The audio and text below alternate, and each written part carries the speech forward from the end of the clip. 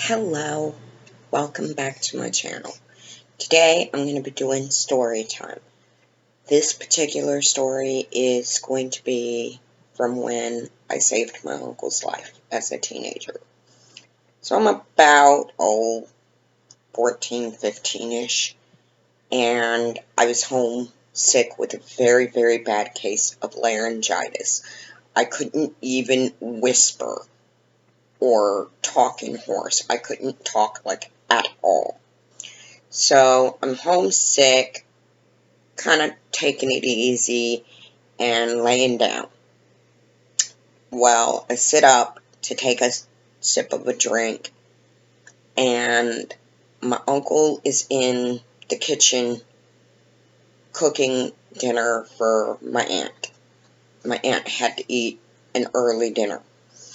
Anyway, so while I can hear him, chopping up the vegetables and whatnot.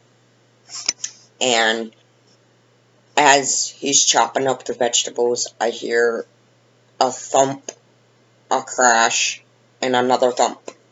And I'm like, oh, okay, that didn't sound good. I better go check on him. So I go and I check, and, well, he's laying on the floor, and there's blood coming from him. I'm like, oh, okay, this is bad. I need to get help. Well, how do I do that? I can't go to the neighbor, have the neighbor call 911 because I can't talk. I can't call 911 myself because I can't talk. Oh, this is not going to go well. So I started to kind of panic a little bit, but my other half of my brain made me calm down and think. So as I'm thinking, my brain, for some reason, goes back to when I was real little, like 4 or 5 years old, playing with the telephone and dialed 911 and hung up, and there was like 2 cops at my house within like 10, 20 minutes. So I'm like, okay, that's what I'll do. So I grabbed the cordless phone, I dialed 911. I waited until the dispatcher is like, hello, is anybody there? And then I hung up. Well, I sat down at the table to write a note to the officers that were going to be arriving on scene shortly. So I write down that I have a bad case of laryngitis and I can't talk. My uncle's on the floor and needs help. So I just finished up the letter when the officers arrive, and they knock on the door, and I go to the door with the note, in my hand and ready to hand it off to the officer.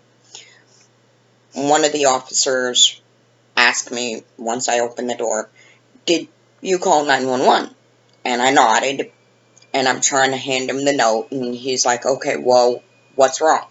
And I'm trying to hand him the note, and I'm pointing to the kitchen, and it just isn't going well because he's like, no, this isn't a game.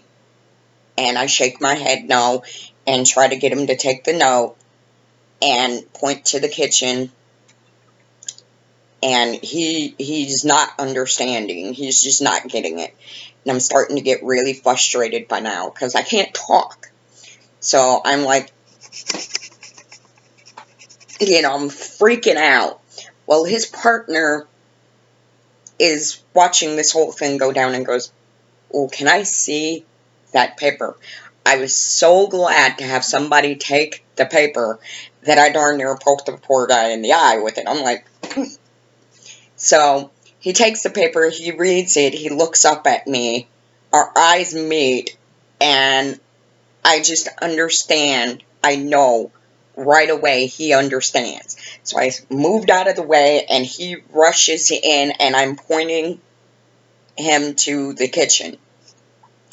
So he goes in there, and he checks on my uncle, who is still unconscious at the time, and he tells his partner, hey, we need help in here. So his partner runs in, and he was like, oh my God, we need to get an ambulance. So, they get on their little side radio right here and call for an ambulance. My aunt shows up for dinner, lunch, dinner for her, just as the ambulance is loading my uncle into the back of it. And she was like, oh my God, what happened? And they're like, well, we don't really know, yada yada. So, well, my aunt decides, forget lunch, forget dinner, I'm not really hungry, I just lost my appetite. I'm going to follow my husband to the hospital. So my aunt and I get into the van, we follow the ambulance to the hospital. Of course, we don't park behind the ambulance where they parked because, well, we're not allowed to.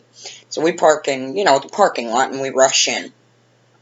Well, after a little while of waiting and waiting and waiting and just being completely paranoid and like really worried, the doctor comes and he says, well, your husband's going to make a full recovery. He's going to be okay.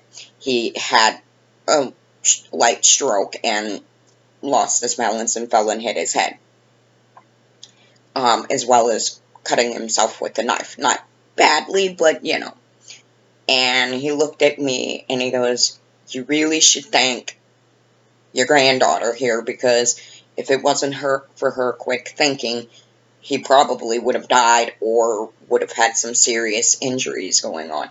And my aunt was like, okay, well, what did she do? She got the paramedics and the police there by calling 911. And she goes, but she can't talk. She's got laryngitis. And the doctor goes, yeah, well, she dialed 911 and hung up. That got the officer sent to her house. My aunt turned and looked at me and was, how did you think to do that? And I still had the laryngitis and couldn't talk very well, so I'm like, and she's, well, that was really quick thinking. Great job, Marcia. So, I got taken out to eat for, that, and when my uncle got home, I had brownie points from that. My uncle survived and was just fine and dandy. So, just goes to show you what quick thinking and staying calm will do. I ended up having brownie points and whatnot for several days after that. So, that's the story, and I hope you enjoyed. If you liked that story, or if you want to hear more stories, make sure to comment below and to leave a like. I also want to let my viewers know that I will be starting to do fan mail reading and unboxing once a month, because I'm starting to get some fan mail.